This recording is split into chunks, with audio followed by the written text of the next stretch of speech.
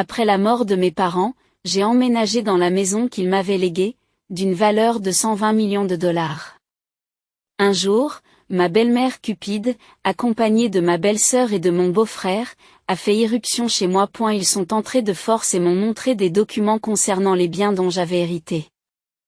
J'ai été choquée par ces documents et j'ai refusé d'accéder à leurs demandes. Et ma belle-mère m'a giflé et a ordonné à ma belle-sœur et à mon beau-frère de jeter tous mes biens. Mon mari, avide, s'est tenu à leur côté, sans les soutenir. Je me suis retrouvée à la rue, mais j'ai décidé de me venger. Je leur ai fait une surprise choquante. Ils étaient tous à genoux. Je m'appelle Rachel, et voici l'histoire de la perte de tout ce que je croyais chérir et de la façon dont, contre toute attente, j'ai retrouvé mon chemin. J'ai 35 ans, je suis graphiste et je vis à Austin, au Texas, et j'ai récemment été confrontée à une trahison qui a ébranlé les fondements même de ma vie. À leur mort, mes parents m'ont légué leur magnifique manoir, un vaste domaine évalué à 120 millions de dollars. Je n'arrivais pas à croire à ma chance. Ce n'était pas seulement une maison. C'était une partie de mon enfance, remplie de souvenirs, de réunions de famille et de rires. Mon mari, David, et moi-même avons décidé d'y emménager, dans l'espoir d'y construire notre avenir. David avait 37 ans, il était développeur de logiciels et avait un emploi stable. Nous pensions que la maison serait le cadre idéal pour fonder une famille et construire notre vie ensemble. Je rêvais de peindre les murs, de décorer les pièces et d'emplir les couloirs du son des enfants qui jouaient. C'était comme un rêve devenu réalité, mais peu de temps après notre emménagement, les choses ont pris un tournant. Et la famille de David avait toujours semblé avide d'argent, surtout depuis qu'elle avait appris que j'avais hérité. Au début, je n'y ai pas prêté attention. Je pensais que la famille était importante et je voulais partager ma chance avec eux. Cependant, leur curiosité s'est rapidement transformée en quelque chose de plus sombre. Un après-midi, alors que j'esquissais des idées pour un nouveau projet, j'ai entendu des voix fortes provenant de la porte d'entrée. J'ai levé les yeux pour voir la mère de David, Linda, faire irruption avec ma belle-sœur, Emily, et mon beau-frère, Mark. Leurs expressions étaient sinistres, mais je ne comprenais pas pourquoi ils étaient là, sans être invités et sans s'être annoncés. Rachel, il faut qu'on parle, dit Linda d'un ton brusque qui ne laisse aucune place à la discussion. Qu'est-ce qui se passe? J'ai demandé, me sentant mal à l'aise. Nous avons d'ici des documents que tu dois voir, a ajouté Emily, un sourire suffisant se dessinant sur ses lèvres. Mon cœur s'est serré lorsque j'ai pris les documents. Il s'agissait de faux, de tentatives mal ficelées pour revendiquer la propriété de ma maison. Je sentis mon visage se vider de ses couleurs à mesure que la réalité de ce qu'elles essayaient de faire me frappait. Qu'est-ce que c'est? Demandai-je, la voix tremblante. Vous ne pouvez pas prétendre que cette maison est la vôtre. Mais nous le pouvons, ajoute Mark en croisant les bras. D'après ces documents, cette maison appartient désormais à la famille de David. Il est temps pour vous de quitter la propriété. J'ai regardé David, espérant qu'il se lèverait pour me défendre. Mais il est resté planté là, les bras croisés, l'expression vide. David, s'il te plaît, dis quelque chose, ai-je supplié, mais il est resté silencieux. Un mur de pierre d'indifférence. Rachel, c'est mieux ainsi, a dit Linda, sa voix dégoulinant d'une fausse sympathie. Tu seras plus heureuse avec nous. À prendre les décisions. Tu n'as pas besoin de ce fardeau. J'ai ressenti une poussée de colère. C'est ma maison. Je ne partirai pas. Je ne vous laisserai pas me la prendre. C'est alors que l'expression de Linda s'est assombrie. Dans un accès de rage, elle s'est jetée sur moi et m'a giflé au visage. J'ai reculé en titubant, choqué. Mon cœur s'est emballé alors que j'essayais de comprendre ce qui venait de se passer. Tu vas vraiment rester là et la laisser nous parler comme ça? Emily a crié à David, le visage tordu par la colère. Mark, enhardi, a commencé à prendre mes affaires, mes croquis, mes objets personnels, et à les jeter hors de la maison. Tu as entendu maman, sors d'ici, a-t-il crié. Je me suis sentie totalement impuissante face à cette vie qui s'écroulait sous mes yeux. David, ai-je crié, le désespoir s'insinuant dans ma voix. Aide-moi, s'il te plaît. Mais au lieu d'intervenir, David est resté figé, comme paralysé par l'agression de sa famille. Son silence était plus profond que n'importe quel coup. J'ai ressenti un mélange de colère et de déchirement en réalisant qu'ils se rangeaient de leur côté. Assez, ai-je crié, ma voix résonnant dans le chaos. Sortez de chez moi.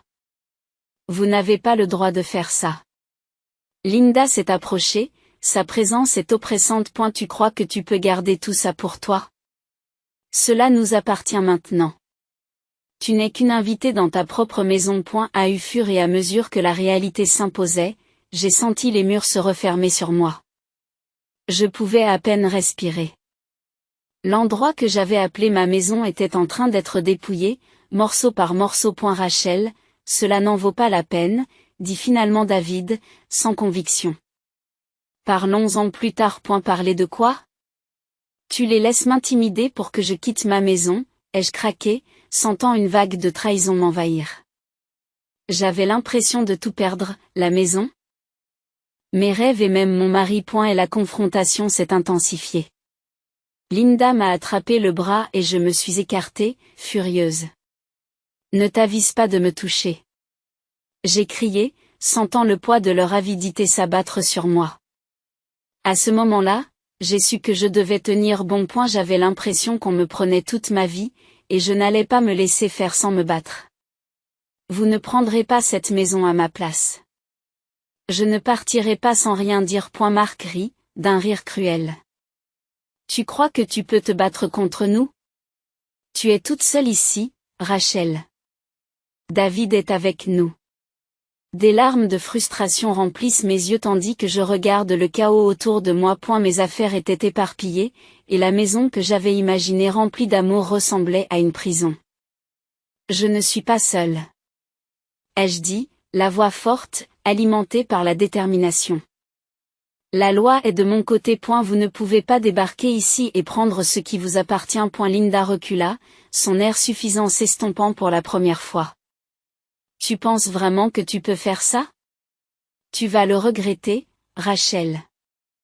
La confrontation de ce jour-là n'était que le début. J'ai senti un feu s'allumer en moi et j'ai juré de me battre contre leur trahison.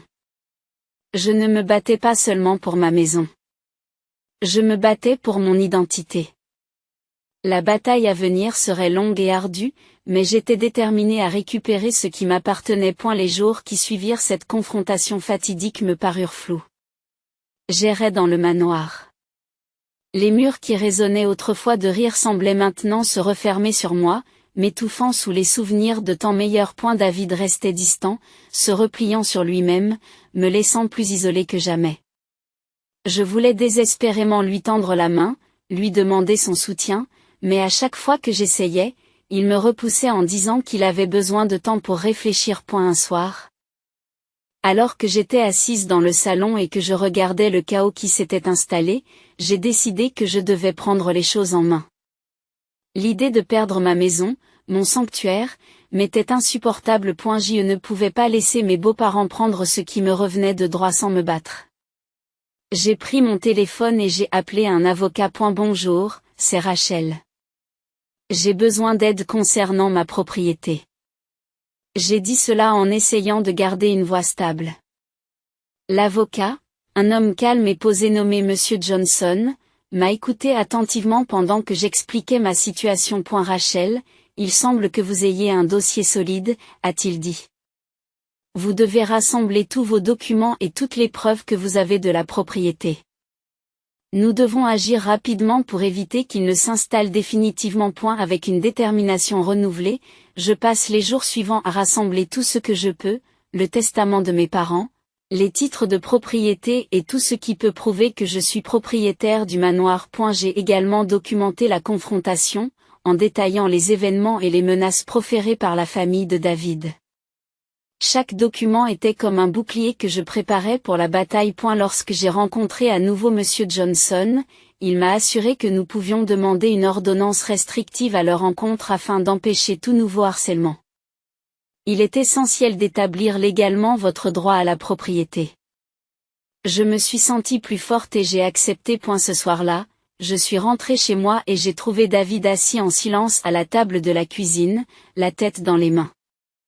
J'ai pris une grande inspiration et je me suis approchée de lui. David, il faut qu'on parle. Je vais intenter une action en justice contre sa famille. Elle a levé la tête, les yeux écarquillés par le choc. Rachel, ne fais pas ça. Cela ne fera qu'empirer les choses. Ils essaient de me prendre ma maison. David. Je ne peux pas rester les bras croisés et laisser faire. J'ai répondu, la frustration remontant à la surface. Elle secoue la tête. Tu ne comprends pas.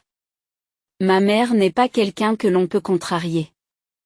Elle te rendra la vie impossible. Je sentais mon cœur s'emballer. C'est déjà le cas. C'est ma vie, David. Tu devrais être de mon côté. Elle s'est levée brusquement, se passant les mains dans les cheveux. J'ai juste besoin de temps pour réfléchir. Tu me repousses. J'ai senti un profond sentiment de trahison m'envahir. Je ne peux plus attendre.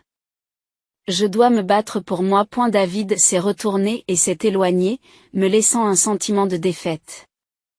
J'ai réalisé à ce moment-là que j'étais vraiment seule dans cette bataille. Mais au lieu du désespoir, j'ai senti une lueur de résilience s'allumer en moi. Je devais être mon propre avocat. Personne d'autre ne se battrait pour mes droits. Et la semaine suivante, j'ai déposé une demande d'ordonnance restrictive contre Linda, Emily et Mark. Le jour du procès a été fixé et j'ai passé des heures à préparer mon dossier, à relire mes notes et à me préparer mentalement à ce qui allait suivre. Je savais que ce serait un tournant crucial dans ma vie. Le jour de l'audience, je suis arrivée au palais de justice, le cœur battant la chamade.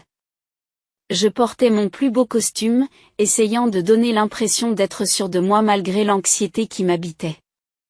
En entrant dans la salle d'audience, j'ai aperçu David assis avec sa famille. Leur visage était un mélange de colère et de dédain. J'ai pris une grande inspiration et je me suis dirigée vers mon côté de la salle d'audience, sentant le poids de ma décision peser sur moi. Le juge est entré et la procédure a commencé. Je me tins debout et présentai mon cas, détaillant l'invasion de ma maison et les menaces proférées à mon encontre. Lorsque j'eus fini de parler, je jetai un coup d'œil à David, espérant un signe de soutien. Mais il resta de marbre. Je sentis ma détermination se renforcer. Il ne s'agissait pas seulement d'une maison. Il s'agissait de mon identité et de la reconquête de ma vie. Lorsque le juge a statué en ma faveur, accordant l'ordonnance restrictive, une vague de soulagement m'a envahi. J'avais pris position et je me sentais puissante.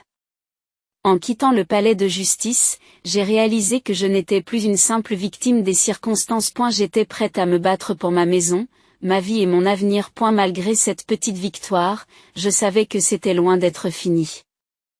Je devais encore affronter David et sa famille.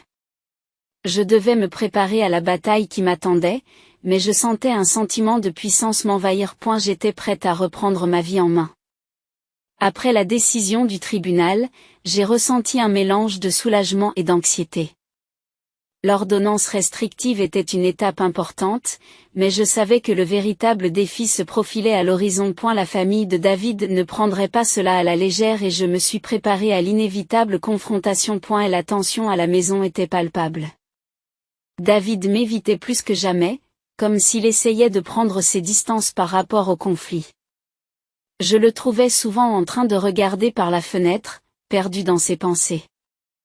Je souffrais de le voir si déchiré entre sa famille et moi. Pourtant, j'avais décidé de ne pas céder. Un soir, j'ai entendu frapper à la porte.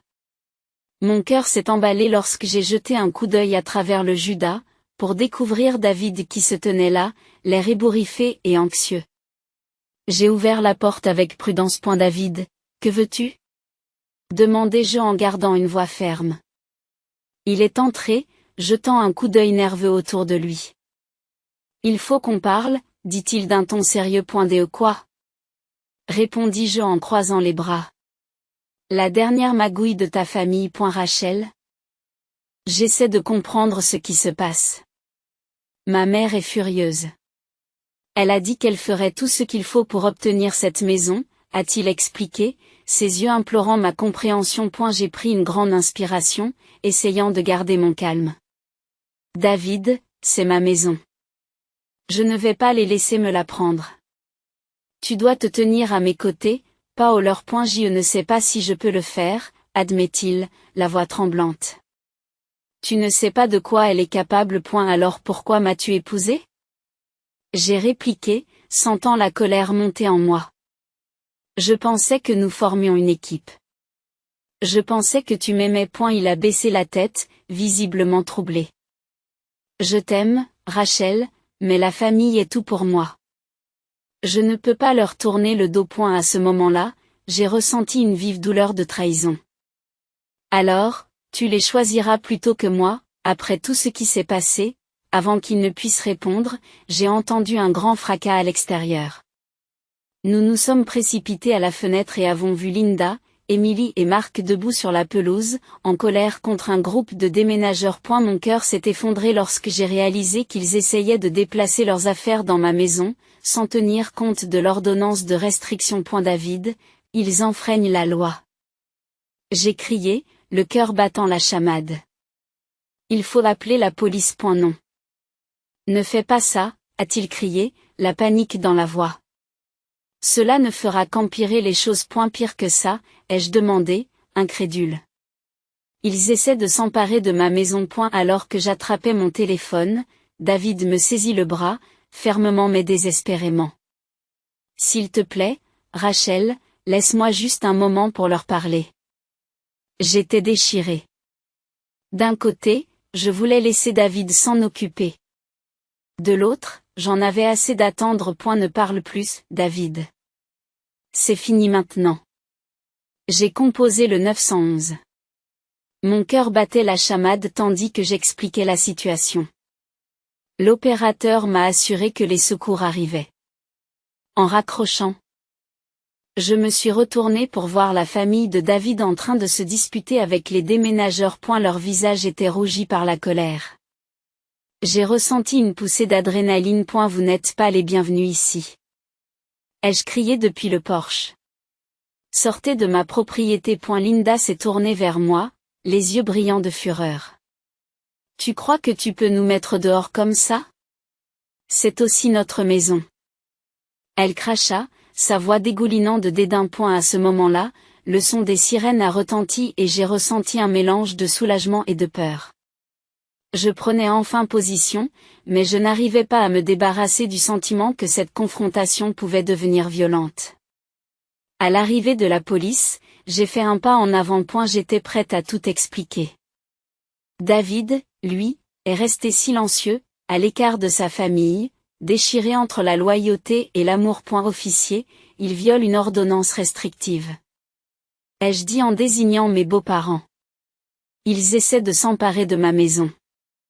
Les officiers sont entrés, évaluant la situation. Je pouvais lire la frustration sur leur visage alors qu'ils faisaient face au chaos qui se déroulait devant eux. Madame, avez-vous les documents nécessaires pour l'ordonnance restrictive? Me demande l'un des officiers. J'ai acquiescé et j'ai rapidement récupéré les documents à l'intérieur de la maison. En les remettant, j'ai aperçu le visage de David, un mélange de regret et d'inquiétude. Je savais que c'était un tournant, non seulement pour moi, mais aussi pour notre relation. Tandis que les officiers parlaient avec Linda et les autres, j'ai senti une vague d'autonomisation m'envahir. J'étais en train de récupérer mon espace, et personne ne pourrait plus me l'enlever. La tension était palpable dans l'air lorsque la police s'est entretenue avec mes beaux-parents. Je me suis tenue à l'écart, le cœur battant la chamade, dans l'attente du résultat. Je ressentais un mélange de peur et de détermination. Ce moment était crucial. Non seulement pour ma maison, mais aussi pour mon avenir. Alors que les officiers prenaient les dépositions de toutes les personnes impliquées, j'ai remarqué que David m'observait avec une expression troublée. Il avait toujours été proche de sa famille et le choix qu'il devait faire lui pesait beaucoup. Mais je ne pouvais plus attendre qu'il choisisse. Je m'étais trop battue pour laisser quelqu'un me dicter ma vie. Après un échange tendu, les policiers se tournent enfin vers moi. Madame, nous devons vous informer que votre ordonnance restrictive est valide. Vos beaux-parents n'ont pas le droit d'être sur votre propriété, a déclaré fermement l'un des officiers. Nous allons leur demander de partir et s'ils refusent, nous prendrons d'autres mesures. Le soulagement m'envahit, mais il fut rapidement éclipsé par la réalité de la situation. Linda, Emily et Mark n'allaient pas abandonner facilement. Je pouvais voir la colère bouillir en eux, et la police avait maintenant affaire à une situation explosive. Alors que les policiers commençaient à escorter mes beaux-parents hors de la propriété, Linda s'est écriée, « Ce n'est pas fini, Rachel. Tu crois que tu peux tout nous prendre? Tu vas le regretter. » J'ai senti un frisson me parcourir l'échine. Mais j'ai tenu bon, croisant son regard avec une confiance inébranlable. Tu m'as déjà assez pris. C'est ma maison, et vous ne me l'enlèverez pas. À eu bout de quelques instants, les officiers ont réussi à dégager la zone, et Linda, Emily et Mark ont été contraints de partir. J'ai pris une grande inspiration et j'ai senti un sentiment de victoire m'envahir. Je m'étais défendue, pour la première fois depuis des semaines, je me sentais libre. Une fois la poussière retombée, je me suis tournée vers David, qui se tenait toujours près du porche, avec une expression mêlée de soulagement et de confusion. Je n'arrive pas à croire ce qui s'est passé, a-t-il dit en se passant une main dans les cheveux. Je n'aurais jamais pensé que ma famille irait aussi loin. Je me suis rapproché de lui, le regardant dans les yeux. David, il faut que tu comprennes quelque chose. Je me suis battu pour ma maison, parce que c'est la mienne. Je ne peux plus vivre dans la peur de ta famille. Je sais, a-t-il répondu, la voix lourde de regret. J'aurais dû te soutenir. J'avais juste peur. Peur de quoi? De la colère de ta famille? Ils ont choisi d'envahir nos vies et de menacer notre avenir. Je mérite mieux que ça, ai-je dit fermement, sentant le poids de notre situation. Je veux te soutenir, Rachel, dit-il, sa voix s'adoucissant. Mais je ne veux pas non plus perdre ma famille. Ta famille a choisi sa voie en décidant de m'attaquer. J'ai répondu, la voix ferme. Tu dois me choisir maintenant. Pendant un instant, il sembla hésiter, puis quelque chose changea dans son expression. Tu as raison. Je ne peux plus les laisser contrôler ma vie et la nôtre. Je suis avec toi. En entendant ces mots, j'ai eu l'impression d'être soulagé d'un poids. Nous avions un long chemin à parcourir, mais je savais que nous pouvions reconstruire notre relation si nous étions tous les deux prêts à nous battre pour cela. Au cours des semaines qui ont suivi, je me suis attaché à redonner au manoir sa splendeur d'antan.